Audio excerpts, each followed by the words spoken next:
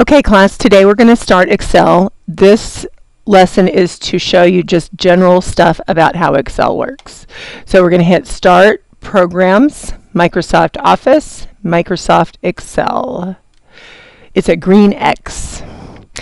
All of these little squares on here are called cells, just like our body has cells. The wonderful thing about Excel is it does so many different things. It will help you stay organized with numbers. It will alphabetize and sort things. It will do math for you. So I'm going to kind of just show you some of the very basics of it. Each one of the cells has a name, and that name shows up right here. So when I click on this cell, this is cell D9. So always pay attention to what cell you're typing in. One of the first features that Excel has that makes life easy is you can type something like the name of a month, and Excel knows that January is a month. So if I click this little square at the bottom, I can just pull this down and it'll start writing all the other months for me. That feature is called autofill, and it's very useful. I didn't have to type all these months myself. It did that for me. Okay? Now, once you type something, you can see that the word September and November is going into the B column. So all you have to do is double click on the little line between the A and the B, and it will make your column wider. You can also just hold your mouse button down and move it to where you want it. The next coolest thing that it does is it does math for you. So when I click on a cell, right now I'm going to click on cell B13, and I know that because it says B13 right here. I'm going to go up here and I'm going to say I want to do math. The way you tell it that you want to do math is by typing an equal sign. So the equations are actually backwards than they would be in your normal math class.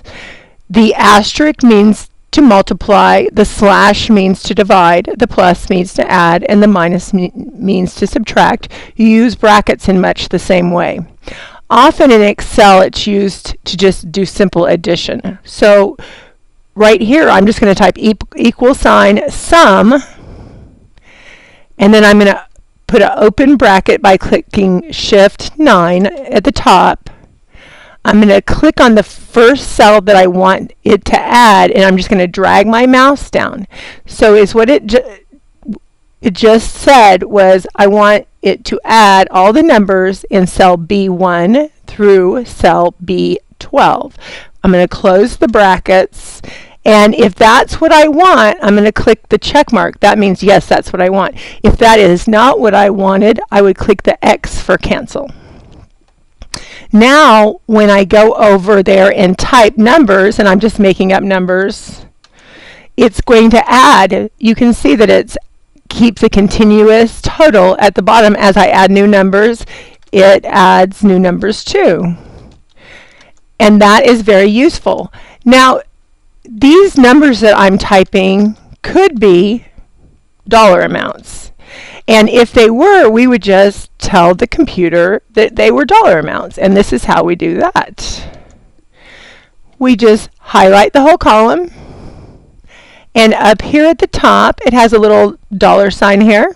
I could just click that. And now all of a sudden, those are dollars.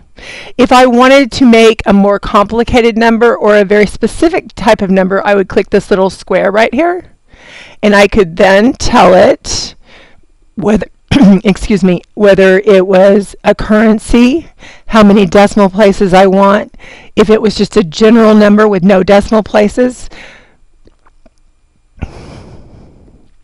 or anything that I wanted it to be. In this case, it is going to be accounting.